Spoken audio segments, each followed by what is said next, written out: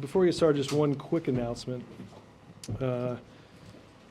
President Obama will address the opening session of the first U.S.-China Strategic and Economic Dialogue on Monday, July 27th. Secretary Clinton and Secretary Geithner will chair the dialogue with the Chinese Vice Premier and State Counselor. President Obama and President Hu launched this dialogue during their meeting in London in April as a way of strengthening relationships between the two countries. So that will be on Monday. Where is that? Here. Yep. And with that, Mr. Feller. Thanks, Robert. I wanted to ask you about some of the president's rhetoric on health care. We heard him talk again today about having heard excuses to defeat and delay reform, and also those who are trying to score political points. Does he accept the premise that there are some Republicans who are not trying to defeat reform but are genuinely opposed to the policies that are being proposed on Capitol Hill? Well, I think I would split Republicans up, best as I can understand it, in a few different baskets. You have Republicans that are working with Democrats, particularly those on the Finance Committee, to work through different proposals. I do think there are Republicans that are philosophically opposed to some level of health care reform. And then I think you saw during, as we discussed yesterday, I think there are some Republicans that have decided that this isn't about health care, it's about politics, and it's about scoring political points, and it's about perpetuating the political games that have dominated Washington for far longer than even the debates on health care reform. So I think that's how I'd roughly split that up. But is there any concern? I mean, that's a different level of detail that at least comes up in cases like in the Rose Garden. Is there a concern that the American people are watching this? They hear the president say, "We're pushing on behalf of the American people," and there are those who are just trying to defeat. Don't listen to them, or don't fall for that. Well, I think there are people that. I think you saw this yesterday. We talked about it yesterday. I mean, remember, I remind you what Bill Kristol said yesterday on the Weekly Standard Bowl. Resisting the temptation to act responsibly. I mean, I don't think that was to pitch an alternative policy view. Right, I understand that point, but there are also those who support the president is seeking, or at least would like to have on the Hill, who just might disagree with him. And when they give speeches and interviews, how is that different? How is that not playing politics versus what he's doing? I guess I'm trying to find out that line there. Well, look, again, I think there are some that oppose the bill. I think there are some that are working with Democrats on a bipartisan basis. We covered this last week, despite the fact that there weren't Republicans that supported the proposal that came out of the HELP Committee for whatever reason. The HELP Committee, chaired by Senator Dodd, incorporated 160 of their ideas in the forms of different amendments into the legislation that was moved out of committee. I don't doubt that there are some that have philosophical differences. I also think there are some, as we enumerated yesterday, that are intent on playing political games. I think I read something right before I came out here that I think Eric Cantor wouldn't necessarily have used the same words that Mr. DeMint used. I think that's maybe an admission that the message got a little off the rails about playing political games. Yes, sir.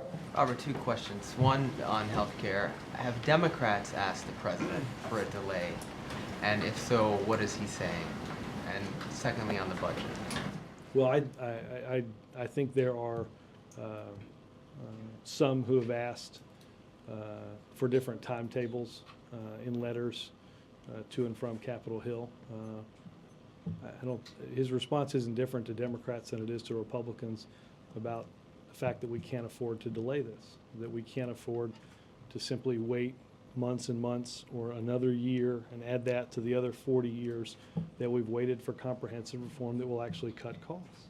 Even a delay of a few weeks or Well, a month. again, I think we're making progress. I think the president believes we're making progress. That's what's the most important. And the president thinks we can continue to make progress in the next couple of weeks. And a question on the budget. Peter Orszag said yesterday about the mid-session review coming out in August that there wouldn't be any big surprises. does that mean, or how should we interpret that in terms of the deficit figure? Is the deficit figure or projection going to go up, or is it going to go down? Or is it Well, gonna I be mean, about as the I same? said yesterday, I think it's, we've seen the economy,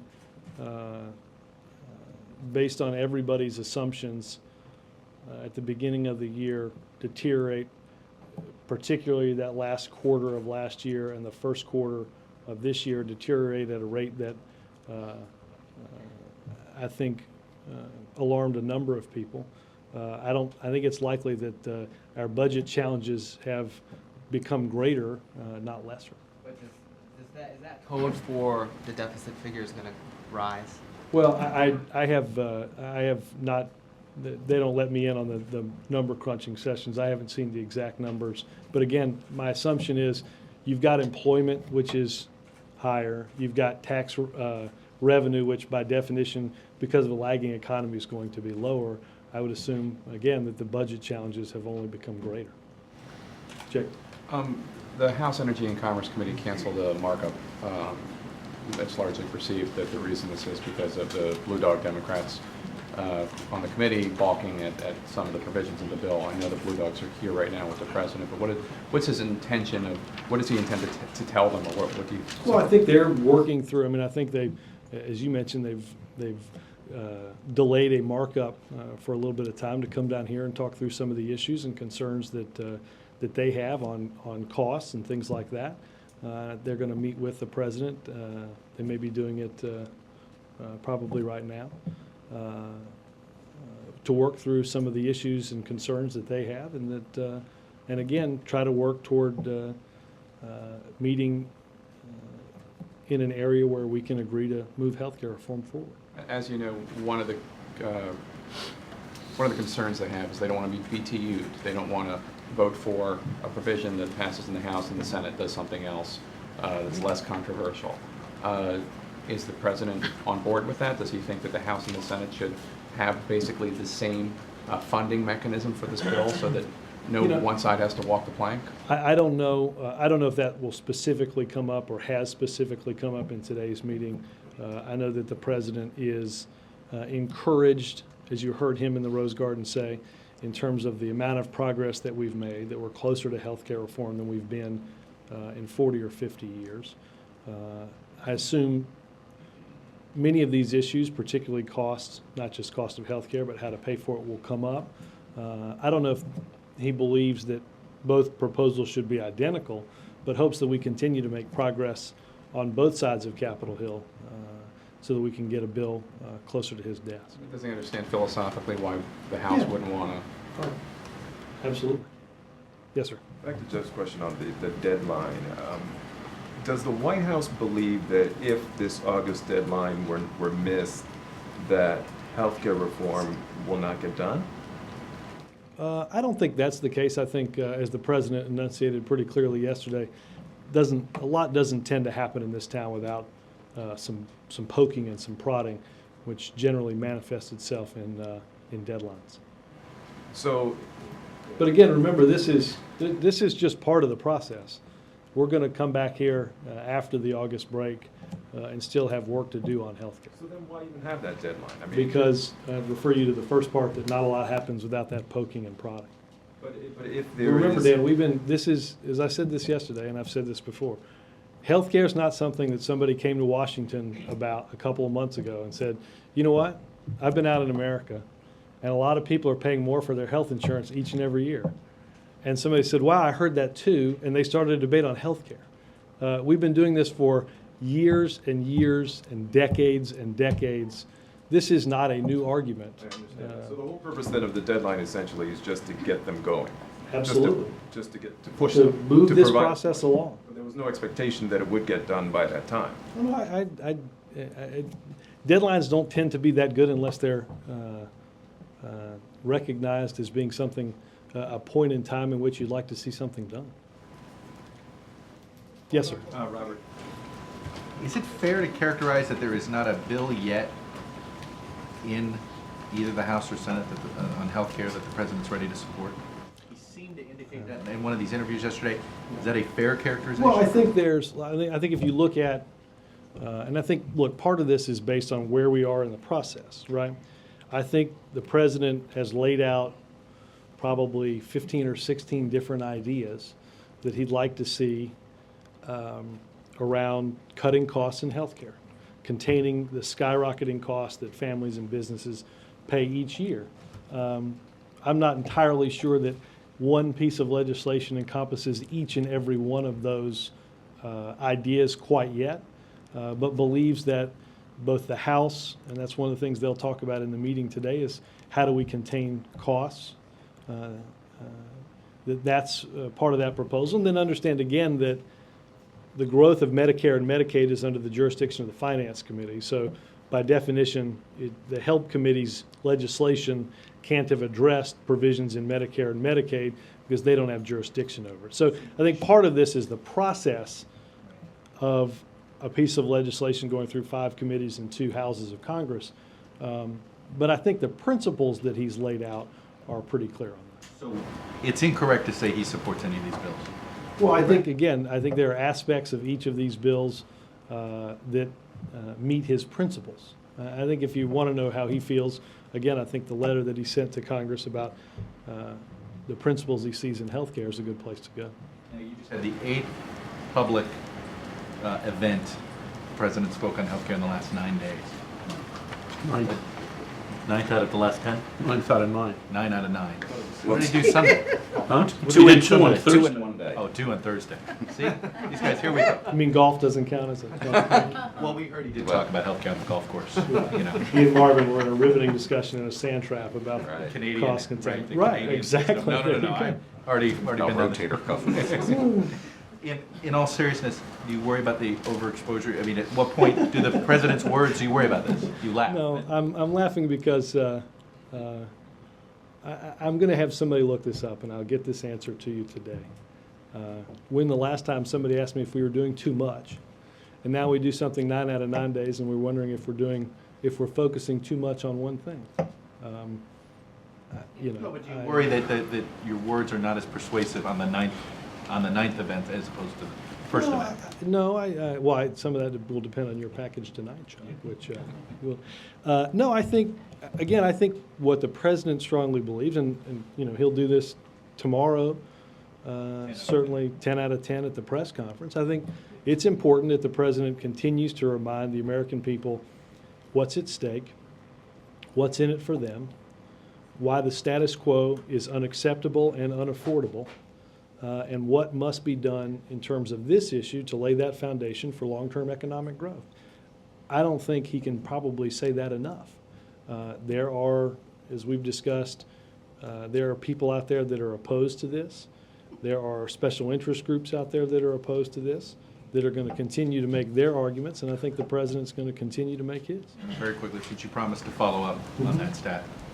Yesterday, you had said that you would try to get an answer as when the decision was made to postpone the budget. I've asked OMB, but I haven't got anything back on that. So neither have I, so I say, Well, well, it's there good you to see we're both being. Robert, Yes, follow sir. on healthcare? Hold on, let me just get Chip. In his statement today, and following up on what Ben said, he goes after the Republicans pretty hard here, but it's the Democrats. It could be argued that, then Republicans argue, of course, it's really the Democrats here who are the barrier. You've got people like Nelson and Conrad and Landrieu and others in the Senate saying, let's slow this thing down, wait until after we get back from recess. You've got 40 blue dog Democrats who are enough to kill this thing using their leverage, both in committee and in the entire House. Basically saying it's not going to pass until we get what we want. And you've got the RNC, 12 of the 15 new ads in congressional districts are in Democratic districts. So why isn't his attention on the Democrats? Rather, isn't he creating a straw man? Why isn't our attention on the Democrats based on the fact that the RNC is running ads in their district? No, DNC. DNC Oh, is okay. running You said 12, RNC, I'm I'm sorry. sorry. DNC is running 12 of its Well, 15 I ads mean, in again, we're- Democratic districts. Well, I think a number of He goes the. after the Republicans, but if the Democrats would fall in line here, this thing would pass. I appreciate your optimism. Look, that's one of the reasons the president's meeting with Democrats today, to try to work through the differences that they and other members in the House may have. Comes out and beats up on Republicans. Isn't it just a kind of a straw man argument here for public consumption? No, I think your questions yesterday, I don't assume your question yesterday on Jim DeMint was a straw man argument.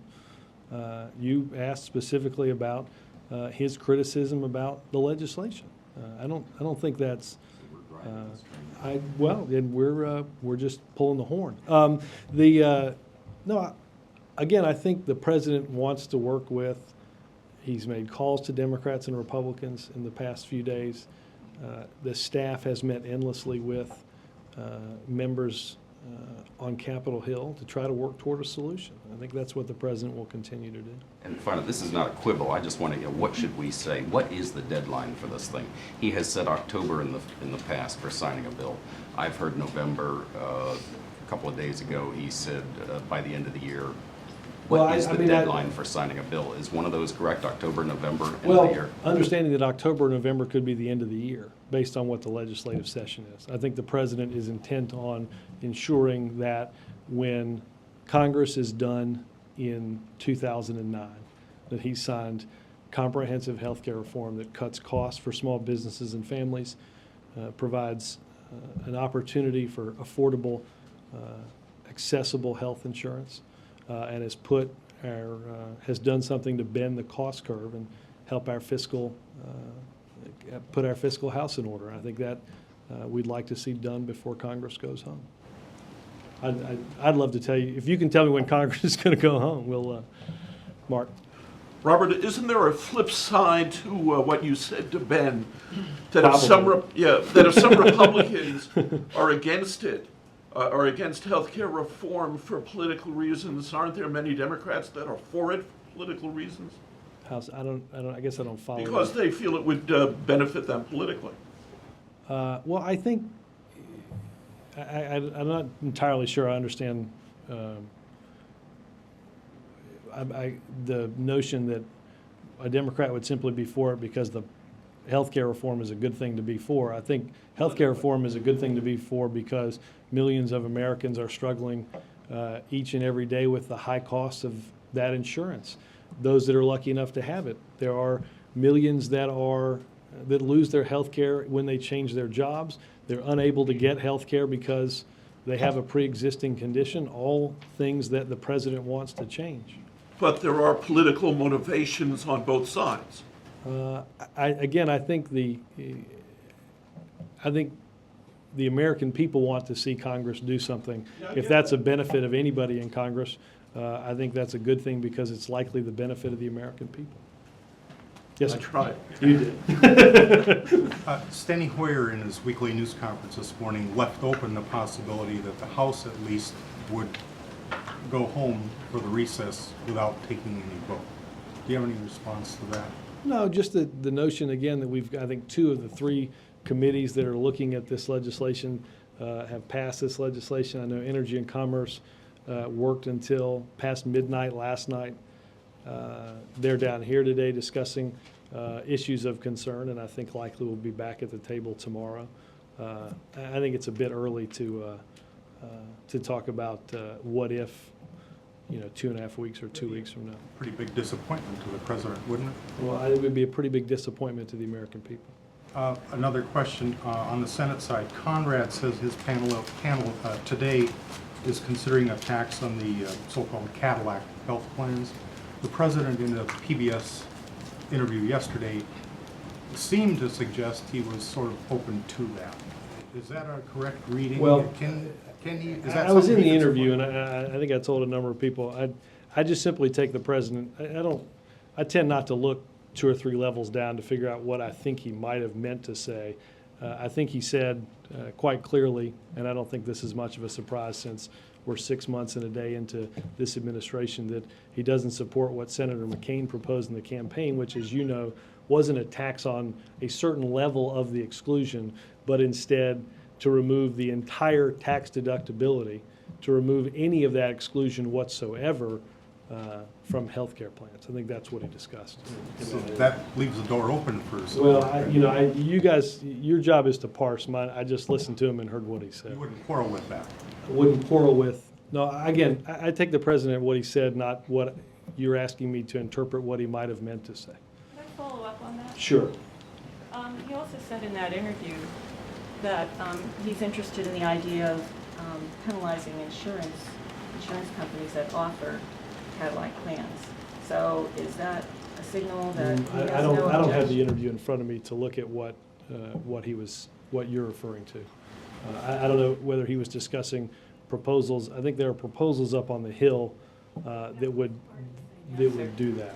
We're the same answer. When we were first talking about McCain's, the difference of just the total, getting rid of a total Right. exclusion versus perhaps some of it, but then he volunteered the idea of insurance companies. Well, again, I regulating think them. that's, not having the transcript in front of me in terms of that particular answer, I think he was simply discussing a proposal that's being discussed on Capitol Hill by some relating to putting the onus on insurance companies that offer those plans. When, One of the Blue Dogs, Dan Boren, told me today that what's lacking in this debate is bipartisanship, and you mentioned that as well. Does the president think that some of the elements that are missing from the various plans are things that might be offered by Republicans? well, I think that's probably a better question for Republicans in terms of what it is they want to offer. Again, in the Help Committee, they offered 160 suggestions, which I assume they believe would improve the bill, that were incorporated by Democrats or were incorporated by that panel, I'm sure with both Democratic and Republican support, in order to improve that piece of legislation. I know that when our team goes up to talk to members of the Finance Committee, they're talking to both Democrats and Republicans on that. So I think the president is mindful of that, and the president wants to work with Republicans that want to work with him. But again, I think, Wendell, that part of that has got to be, you've got to have people that want to work with the president rather than try to look at this as scoring political points in a Washington game. On an unrelated matter, the acknowledgement that you're not going to have the recommendations for how to close the detention facility at Guantanamo Bay, Well- at least on your original schedule. Well, let me take this back a little bit. There are the president's executive order that was signed, I think, 6 months ago today, set up 3 different task forces to examine both issues related to the closure of Guantanamo Bay, but also to answer questions that related to the debate about detention and interrogation going forward in different theaters of war. The first task force was set up to go file by file through each of those at Guantanamo Bay and to make decisions about how to bring swift and certain justice and how to do that in a way that was consistent with our values. More than half of those detainees currently at Guantanamo Bay, about more than half of those files have been looked at, and determinations are in the process of being made.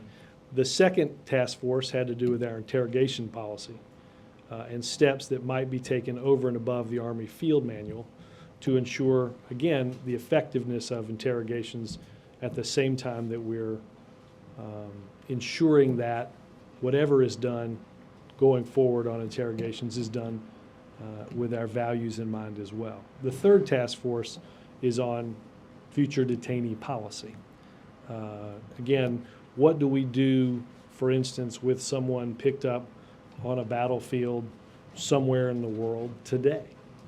Where does that individual go? What circumstances surround that individual? The second task force on interrogation policy needs asked for and was granted a 2-month extension in dealing with that. The detainee policy, a draft, a summary of what they've been working on has been released as they seek an additional extension of 6 months to answer some of the longer-term questions as it relates to that. All that by saying that the task forces and the president believe we continue to make progress and can meet the goal of closing Guantanamo Bay in a year. Specifically on that goal, I'm asking for a definition of closure. Is it possible that Guantanamo Bay, as a detention facility, could remain open under different ground rules? Or do you mean all inmates out? Well, I think closure means closure. We're not interested in changing the name and changing the ownership. Because the reason why it is so important to do this is the symbol that it's become throughout the world. I think people throughout the world are smart enough to understand that simply changing the sign out front is not going to change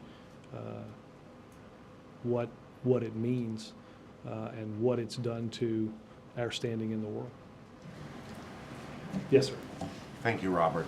Going back to Wendell's question about reaching out to Republicans, one Republican member I spoke to just today indicated that the 8 Republicans who put the cap and trade legislation over the top are not inclined at all to vote for health care legislation backed by the White House. In addition, Governor Douglas of Vermont, who was a key Republican ally of the president in getting the stimulus package, has been very, very skeptical about health care proposals on the table, as you well know from the papers. Just what is the president's outreach to these Republicans, in particular the 8 who backed him on cap and trade, and centrists like Governor Douglas? Well, I don't. I can check on the 8 that were with us on cap and trade. I don't know what relevant committees some of those might be on, or the degree to which the president has specifically spoken to each of them. And I addressed this a little bit yesterday. I think the question regarding some of Governor Douglas and other governors' criticism surrounded some contention about mandates that would come from Washington for additional spending on Medicaid. As I understand it, again, the Medicaid in the Senate is under the jurisdiction of Finance, and that's still being worked through. But anything additional from Medicaid as it related to the House bill is funded by the House bill. So I think in many ways the criticism you heard enunciated from governors, I think in many ways is addressed in provisions contained within the House legislation addressing those Medicaid concerns. Yes, sir. Now, Robert, can I ask about the TARP program and the IG's report and the hearing on the Hill today? The report, as you know, was pretty critical of Treasury and saying that it really was not attempting to hold the bank's feet to the fire about getting lending out into the economy. And I was especially struck by Adolphus Towns, the chairman of the committee, saying that he doesn't think Treasury is making any attempt to find out what kind of lending is going on, and is pursuing a philosophy, I'm quoting here, of don't ask, don't tell. That's pretty nasty words from a Democratic committee chairman, isn't it? Well, I think the Treasury Department puts out monthly reports on the lending activities from banks. I think, again, one of the suggestions was in some ways being able to follow what might not be, according to us, followable. In other words, you have the fungibility of money. You know, it's not put in a separate TARP lending account for the deposit and guarantee in Auburn, Alabama, for us to measure the increase in lending. I think the administration believes that that transparency is important, but can be done better in measuring the increase in that lending. But it's hard. It's going to be hard to follow, again, something that's as fungible as money moving from one bank to another. So he's wrong to say there's no supervision going on here? I think he's wrong to believe that the administration isn't concerned about how that money is used, ensuring that money is used wisely and in a way that the taxpayers can be proud of. I think to the point where you've seen already this year, I think upwards of $70 billion paid back to the federal government from lending institutions, which might denote that there's some watching going on from Washington. His concern was about the amount of money being lent into the economy. But the goal of this, one of the goals of this program was to get lending going back on again, and Borowski It's one of the goals of this administration. But again, Mark, one of the ways we're going to increase lending is to get this economy moving again. It's a little bit of a push and pull, right? Is the economy going to expand until or unless a small business can get the credit it needs to expand, and vice versa? And I think the president strongly believes that we have to see an increase in lending. I think it's pretty safe to say that when the president took office in January, that we were headed, as many have described in this administration, for an economic catastrophe. Many businesses didn't have access to the capital and the credit that they needed, and many banks were, as we discussed in this room a lot, in peril. We've now seen banks be able to raise their own capital, and I think we have seen some increase in lending activity. Obviously, the president doesn't believe that's enough because we still have a long way to go in fixing our economy.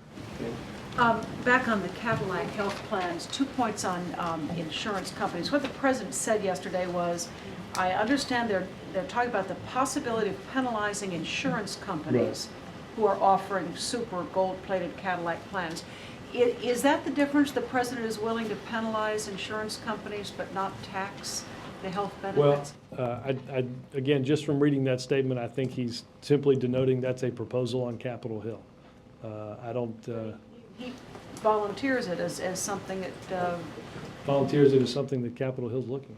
You put that together with what he said yesterday about insurance companies reaping windfall profits with premiums, and he talked even in the same sentence about boondoggles.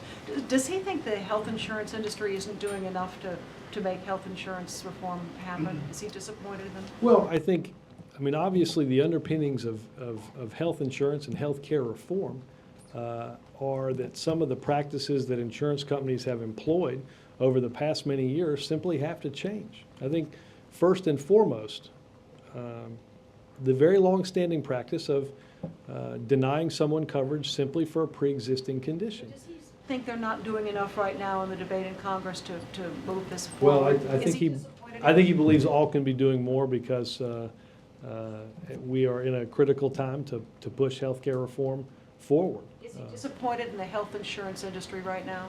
I think he wants to see their continued support, as he likes to see the continued support of all stakeholders on something that is as important as insurance reforms. But let me just go back for a second on, I mean, again, I think what's critically important, again, this is one aspect of what I think you've heard the president discuss the past several days, and you'll hear him discuss in these days moving forward, is how critical some of these basic insurance reforms are going to be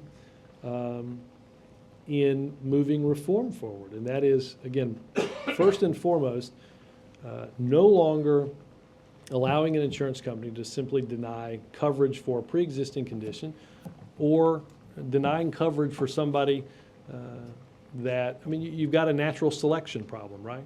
I mean, it's no wonder if you're an insurance company and you cherry pick all the healthy young people, right? And don't open up that pool to a greater risk association and a greater risk sharing, you're simply exacerbating the problem rather than helping it, and I think that's ultimately part of reform. On Afghanistan, please. Is there a timeline or deadline, shall we say, to end the surge buildup in Afghanistan?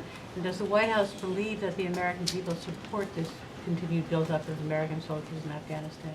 Well, I hesitate to quote polls, but if one goes back and reads the Washington Post poll, it appears as if the president enjoys the confidence of the American people on the steps that he's taking to address the threats in Afghanistan, if I read those numbers correctly. I think the president long spoke during the campaign about taking our eye off of a critical situation in Afghanistan and certainly along the border region with Pakistan that had to be dealt with.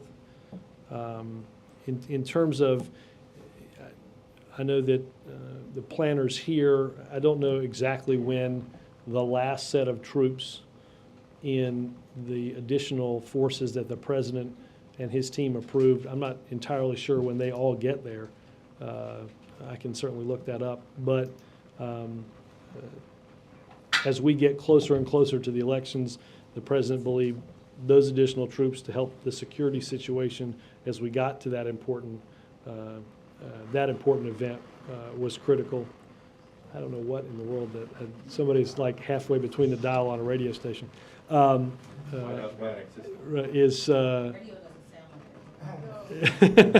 Is that adding those forces is critical to securing the environment, and he continues to speak regularly with Secretary Gates and commanders on the ground and in the region to evaluate where we are in Afghanistan.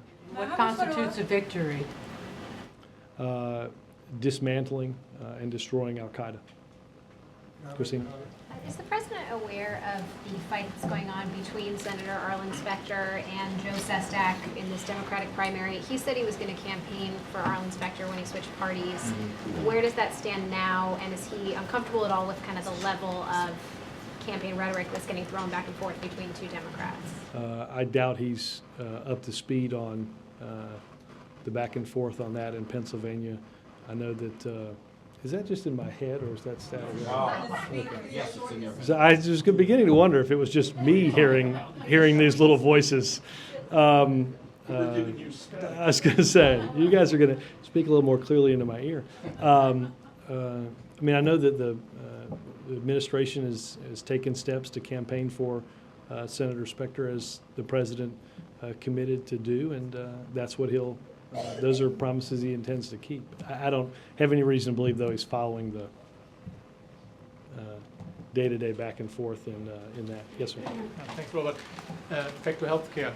How much is the White House looking into the experiences of different countries with healthcare reform? Just if you take the figures, most West European countries, not Great Britain, but West European countries pay half as much per capita on healthcare, but in average, people get a much better coverage in the United States. So I don't find that here in the debate. Why? Why is it because the systems are so different, or is it because nobody has a time? Because the debate is so heated up in this country that you don't look to the Well, other look, countries? I think the president discusses and has discussed that on a number of occasions. The notion that, and again, this goes to that very argument about why the status quo is unacceptable, because you're assuming that if we do nothing, that if we assume we're going to do nothing, what we're simply going to do is exactly what you say. We're going to perpetuate a system that pays twice as much for lesser outcomes. Okay? We're going to continue people losing health insurance. We're going to have continued people being kicked off their health insurance or not allowed to buy insurance because of a pre-existing condition. All of those things are part of it. I don't know the degree to which they've looked at individual countries' systems. I think you just turned the volume up. Did you? It's the other way on the knob. But I think the president is mindful and cognizant of the notion that what we pay and what we get for what we pay for is not comparable in many ways, and certainly not acceptable to the American people. Thank you. Yes. Thanks, Robert. On the Department of Defense authorization bill, White House got a win today when the Senate voted to eliminate $1.75 billion in funding for the F-22 project. The House still has $369 million in it. Will the president veto a DoD authorization bill based on that $369 million if it still exists when it gets to his desk? Let me start by saying I think if you saw the vote today in the Senate, it was not a close vote. 58 votes for eliminating a weapons system that this Pentagon and the former Pentagon, this president, the former president, and the last three Joint Chiefs of Staff believe is unnecessary and is taking money away from the resources that our men and women need. Again, the F-22 has flown exactly 0 missions in Iraq and Afghanistan. It's a weapon system that we believe is unnecessary and unwise. The president was clear. He made phone calls even in the Oval Office this morning to lawmakers, staff, as well as Secretary Gates, very involved in this effort. I think the strong bipartisan vote today shows clearly that the president's position is supported strongly in the Senate, and he will not accept money for a weapon system that we don't need to be in the final DoD authorization bill. If it is, he'll veto that legislation. If that money is there, that bill will be vetoed. April. How many Robert, lawmakers, sorry, how many lawmakers did we call? Just curious. We can try to find out a number. I know well, I was in there this morning doing something else. He made 3 different calls, but I can try to get you the number of. Yes, ma'am. Questions. Some Democratic lawmakers in the House said that all the president needed to do to expedite the passage of health care is to, quote, lean in, put his shoulder in. Is there any thought here in the White House not just to pick up the phone or have leaders come here? In the past, presidents, when they wanted to get things done, they went to lawmakers on the Hill to show how much they really cared and wanted to push it through. Is there any effort, any thoughts of that kind of effort from this White House? I mean, to me, it's hard to distinguish. I think there's like a 1.8 mile difference between where they work and where. Come on, I didn't even finish, and you're already smirking at me. Let me at least get the first couple of sentences out before I get graded on. Gonna go. No, look, I would think, I think it's pretty clear that staff members have been up to Capitol Hill regularly. They're up there often. I think the president is. They are not the president. No, I understand, but I don't. Let's just say this: I don't know that a member of Congress or the president is going to bring up a different set of causes or concerns based on where exactly that meeting is held. I do think that people that either come, I think people that come here are serious about talking to the president about health reform, and just as they would be if we were sitting in their office. I don't think there's necessarily a home field advantage on any of that. Also, on the NAACP, granted the president gave a speech that people say the NAACP said was balanced last week. Now they're trying to hold the president accountable. They're saying that the president, they've sent letters, they want the president to reinstate or put back the $85 million of HBCU funding that sunset in May that we talked about earlier in the year. And what say you about this? And could you talk about the letters or the efforts to possibly do that? I have not seen the letters, and I can try to find information on those efforts, but I don't have any of that with me today. Thanks, guys.